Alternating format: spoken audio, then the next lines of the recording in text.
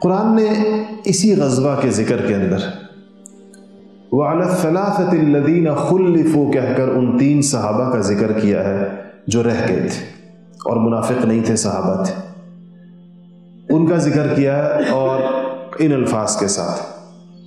اور پھر حدیث میں ان کا قصہ بڑی تفصیل کے ساتھ. انسان ہے، انسان سے غلطی ہو سکتی ہے، اور جس کو اپنی غلطی کا احساس ہو جائے تو اللہ جل شانہ نے اس کے لیے توبہ کا رستہ بھی کھلا ہوتا ہے. ایک تو میں نے ذکر کیا تھا کہ حضرت ابو ذر غفاری کا پہلے کہ وہ ان کا جو اونٹ تھا وہ بڑا کمزور اور پتلا تھا، دبلا پتلا تھا، تو انہوں نے اس خیال سے رکے تھے کہ 3-4-5 دن اس اونٹ کو ذرا اچھا کھلا لیں گے. خشک سالی تھی، جانوروں کو کھانا چارہ نہیں مل رہا تھا، تو ان کا خیال یہ تھا کہ جانور کو چارہ 3-4 دن کھلا کر اس قابل کر دیا جائے کہ یہ سفر کر سکے اتنا لمبا. تو جب انہوں نے 3-4 دن اس کو کھلایا تو وہ اونٹ پر کوئی اثر نہیں پڑا زیادہ، اس کی صحت کو اتنی جلدی بحال نہیں ہوئی، تو وہ اسی لاغر اونٹ کے اوپر اپنا سامان لادا اور وہ تو چل پڑے. اور جا کر حضور نے دور سے دیکھا تنہا آ رہے ہیں، تو آپ نے فرمایا کہ اللہ تعالیٰ، پہلے تو آپ نے فرمایا کن ابا ذر، کہ یہ ابو ذر ہو جائے، اللہ کرے کہ یہ ابو ذر ہو. اور پھر فرمایا کہ ابو ذر اکیلا چلا آ رہا ہے اور یہ اکیلا ہی مرے گا اور اکیلا ہی اٹھایا جائے گا. اور یہ ساری اس میں سے دوسری حصہ جو تنہا وفات کا ذکر ہے، یہ بات بھی حضرت ابو ذر رضی اللہ تعالیٰ عنہ عثمان غنی کے زمانے میں مدینہ سے باہر چلے گئے تھے، ربضہ ایک جگہ، اور بالکل تنہائی کے اندر وہیں ان کا انتقال ہوا تھا. اور ایسی تنہائی تھی کہ بیٹیاں تھیں صرف، اور کوئی تجہیز و تکفین کرنے والا بھی نہیں تھا. یہ تو اتفاقاً اللہ تعالیٰ کی طرف سے تھا کہ عبداللہ ابن مسعود رضی اللہ تعالیٰ عنہ کوفہ سے واپس آ رہے تھے، مدینہ آ رہے تھے. ان کی اس وقت وہ ربضہ پہنچے جس وقت حضرت ابو ذر غفاری پر کی جان کنی کا عالم تھا، جب وہ دنیا سے رخصت ہو رہے تھے. تو ایک تو ان کا ذکر ہے. ایک معجم طبرانی وغیرہ حدیثی کتابوں کے اندر ابو خیثمہ کا ذکر ہے، جن کا ذکر میں نے پیچھے جمعے کے اندر کیا، جو باغ کے اندر بیٹھے ہوئے تھے اور بیویاں ساتھ تھیں اور چھڑکاؤ ہوا تھا اور سارا کچھ، اور وہ بھی گئے اور جا ملے حضور نے ان کو بھی دور سے دیکھا، جب پہچانا نہیں تھا، صرف سوار نظر آ رہا تھا. کسی نے کہا کہ ایک شخص آ رہا ہے، تو آپ نے فرمایا تھا کن ابا خیثمہ، کہ اے اللہ کرے کہ یہ ابا خیثمہ ہو، اور وہی نکلے جب وہ قریب آئے. یہ حضرات تو پیچھے نہیں رہے، یہ تو جا ملے جا کر. جو 3 حضرات نہیں جا سکے، یہ تو لیٹ ہو گئے، تھوڑی دیر سے پہنچے، لیکن جا ملے لشکر میں جا کے شامل ہو گئے. وہ مؤمنین صالحین صحابہ جو 3 نہیں جا سکے، ان میں سے ایک کا نام کعب ابن مالک تھا، ایک ہلال ابن امیہ تھے، اور ایک مرارہ ابن ربیع تھے رضی اللہ عنہ. یہ 3 حضرات تھے.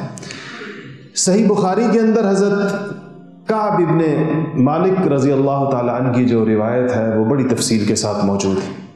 انہوں نے اپنے رہنے کا خود قصہ ذکر فرماتے ہیں کہ میں بالکل رہنے کے ارادے میں نہیں تھا.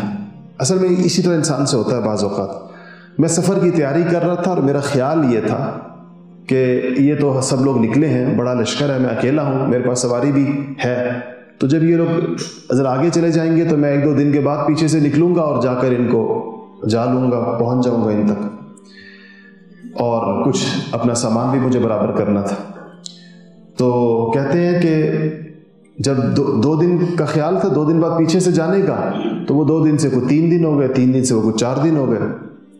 تو میں نے پھر جو ویسے منظر پیچھے دیکھا مدینہ کا، جب 3-4 دن مجھے ہو گئے اور میں نہیں نکل سکا، تو میں نے دیکھا کہ یا تو معذور ہے مدینہ میں، یا بیمار ہے مدینہ میں، لنگڑے لولے، اور یا منافق ہے مدینہ میں پیچھے جو رہ گئے. اہل ایمان تو سارے چلے گئے، یا وہ 3-4 لوگ مدینہ میں ہیں جن کو حضور اکرم صلی اللہ علیہ وسلم نے نام لے کر بٹھایا، کام دیے، جن کو جس طرح میں نے بھی ذکر کیا، کسی کو مدینہ کا والی بنایا، کسی کو مسجد کا امام بنایا، کسی کو کوتوال بنایا، کسی کو گھر پہ چھوڑا. یہ تو وہ ہیں جو جس کو ہمارے یہاں کہتے ہیں تشکیل پر چھوڑے گئے، پیچھے نام لے کر چھوڑ. یا تو یہ لوگ، ان کو تو حضور چھوڑ کر گئے ہیں حکمن امر، یا معذور اور بیمار، اور یا منافق.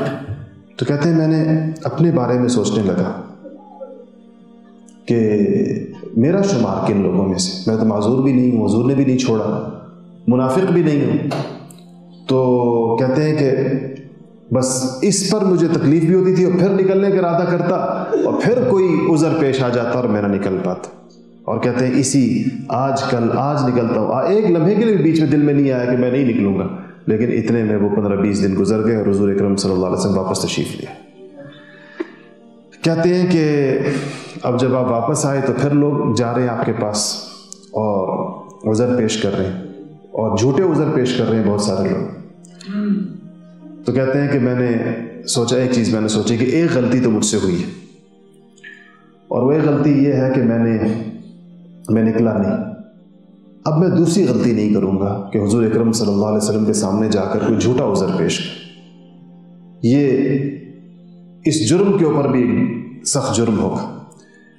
تو کہتے ہیں کہ میں نے سوچا میں جا کے آپ صلی اللہ علیہ وسلم کو سیدھا بتا دوں گا.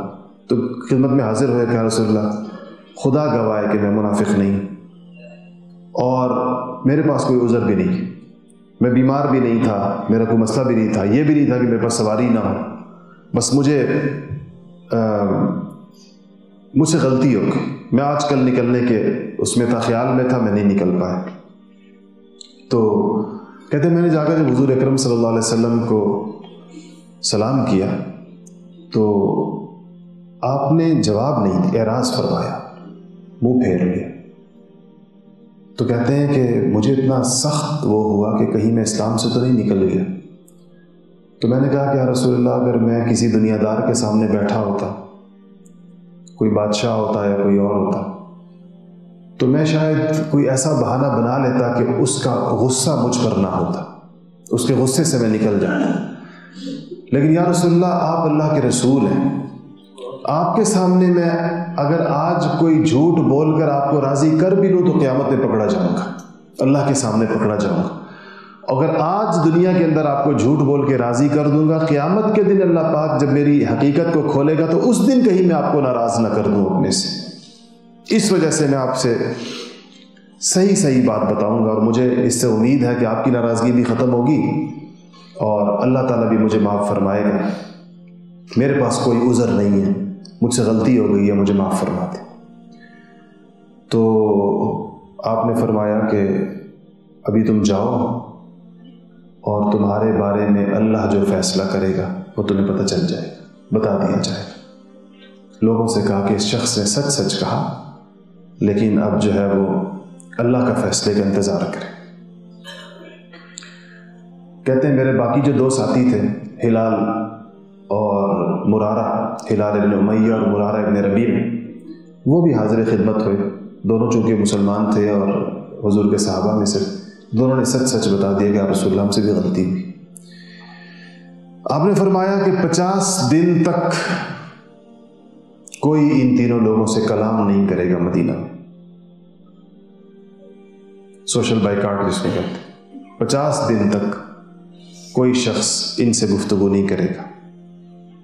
کہتے ہیں کہ جیسے ہی حضور کی یہ بات حضور نے فرمائی تو پورا مدینہ ہم سے ایسا بیگانہ ہو گیا کہ جیسے کوئی ہمیں پہچانتا ہی نہیں. سب وہ تھے.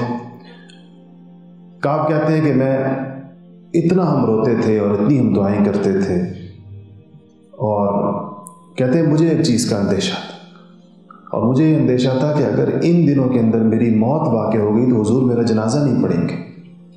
اس خوف سے مجھے اور بھی زیادہ یہ خیال آتا تھا کہ اللہ کیا ہمارے بارے میں فیصلہ ہوگا. تو 50 دن ایسے گزرے. کہتے ہیں گھروں کے اندر بیویاں تک کلام نہیں کرتی تھیں ان کی، کیونکہ وہ تو مسلمان عورتیں تھیں، ان کو پتہ تھا حضور کا حکم ہے ان سے بات نہ کی جائے. کہتے ہیں ہم کسی کو سلام کریں کوئی ہمیں جواب نہیں دیتا تھا، اور بس ہمارے ساتھ مکمل. اتنے میں کہتے ہیں کہ جب 50 دن پورے ہوئے تو آسمان سے یہ آیتیں نازل ہوئیں، وَعَلَى الثَّلَاثَةِ الَّذِينَ خُلِّفُوا والی. تو کہتے ہیں کہ جس صحابی کو حضور نے یہ بتایا تھا تو اس نے بجائے سے کہ ہمیں ڈھونڈ کر خبر دے، تو انہوں نے سوچا کہ جلد از جلد یہ خبر ان کو پہنچائی جائے، خوش ہوں. تو وہ جبل سلا جو پہاڑ ہے اس کے اوپر کھڑے ہو گئے، اور جا کر ادھر سے آواز پورے مکہ میں جاتی تھی، زوردار آواز لگائے کہ یا کعب ابن مالک ابشر، کہ اے کعب ابن مالک تجھے بشارت ہو، آسمانوں سے تیری معافی اتری. تو فرماتے ہیں کہ جیسے ہی مجھے یہ خبر ملی تو میں سجدے کے اندر گر گیا اور حضور نے اعلان فرما دیا کہ ان کی توبہ اللہ پاک نے قبول کر لی، ان تینوں کی توبہ اللہ نے قبول کر لی۔ تو کہتے ہیں کہ بس پھر میری طرف صحابہ دوڑ پڑے، 50 دن سے جو مجھ سے بیگانے تھے مجھے مبارکباد دینے کے لیے میری طرف بھاگ کر آئے۔ تو کہتے ہیں جو شخص میرے پاس سب سے پہلے پہنچا تو میں نے بشارت دی، میرے پاس اور کچھ نہیں تھا تو میں نے اپنا کرتا اتار کر ان کو دے دیا۔ تو کہتے ہیں کہ پھر میں نے سوچا کہ میں حضور کی خدمت میں حاضر ہوں، جا کر ان کو بتاؤں، اب تو بارگاہ میں حاضری کی اجازت ہے۔ تو کہتے ہیں حضور مسجد نبوی میں تشریف فرما تھے اور کہتے ہیں کہ میں گیا تو مجھے دور سے مسجد میں دیکھتے ہی طلحہ ابن عبید اللہ جو عشرہ مبشرہ میں سے، کہتے ہیں کہ وہ ایک دم اٹھ کر آئے اور بڑا پرجوش معانقہ مجھ سے انہوں نے کیا۔ تو کعب کہتے ہیں کہ میں ساری زندگی خدا کی قسم طلحہ کا احسان نہیں بھول سکتا کہ اس کے بعد مجھے جو سب سے زیادہ حضور کی مجلس کے اندر جو انہوں نے جس طریقے سے میرے خیر مقدم کیا، اور کہا کہ جب میں حضور کے پاس حاضر ہوا تو حضور اکرم صلی اللہ علیہ وسلم کا چہرہ مبارک 14ویں کے چاند کی طرح خوشی سے چمک رہا تھا کہ ان کی معافی اتری ہے آسمان سے، اور کہا کہ مجھے دیکھتے ہی کہا کہ ابشر بخیر یوم مر علیک منذ ولدتک امک، کہ اے کعب تجھے بہت مبارک ہو وہ دن، تیری ماں نے جب سے تجھے پیدا کیا ہے اس سے زیادہ مبارک دن تیری زندگی میں کوئی اور نہیں آیا۔ یہ تیری زندگی کا سب سے مبارک دن ہے کہ آسمانوں سے اللہ جل شانہ نے تیری توبہ کی کو قبول فرما لیا۔ اور کہتے ہیں کعب کہتے ہیں میں نے کہا بے شک کہ میں یہ سمجھتا تھا آج تک کہ میری زندگی کا سب سے بہتر دن وہ ہے جس دن مجھے اللہ پاک نے اسلام کی نعمت سے نوازا، اسلام کی دولت عطا فرمائی، لیکن یہ دن اس سے بھی زیادہ بہتر تھا کہ اس دن اللہ جل شانہ کی بارگاہ کے اندر میری توبہ قبول ہوئی اور ایسے ان کے ایمان اور اخلاص کی اللہ جل شانہ نے سند عطا فرمائی۔ لقد تاب اللہ علی النبی والمہاجرین والانصار الذین اتبعوہ فی ساعۃ العسرہ من بعد ما کاد یزیغ قلوب فریق منہم ثم تاب علیہم انہ بہم رؤوف الرحیم وعلی الثلاثۃ الذین خلفوا، اور وہ 3 لوگ جو پیچھے رہ گئے تھے، حتی اذا طاقت علیہم الارض بما رحبت، جب زمین اپنی تمام تر وسعتوں کے باوجود ان کے اوپر تنگ ہو گئی، وَظَنُّوا أَن لَّا مَلْجَأَ مِنَ اللَّهِ إِلَّا إِلَيْهِ، اور وہ سمجھ گئے کہ اب ان کے پاس اللہ کے علاوہ کوئی اور ٹھکانہ نہیں ہے۔ جو ہمارے ہاں ختم خواجگان کے اندر ایک لفظ پڑھا جاتا ہے لا ملجأ ولا منجأ من اللہ الا الیہ، یہ یہاں قرآن کے اندر ہے اللہ ملجأ من اللہ الا الیہ، ثم تاب علیہم لیتوبوا ان اللہ هو التواب الرحیم۔ اللہ پاک نے کہا کہ پھر اللہ نے ان کی توبہ کو قبول کیا کیونکہ اللہ جل شانہ توبہ کو انتہائی درجے کے اندر قبول فرمانے والے ہیں۔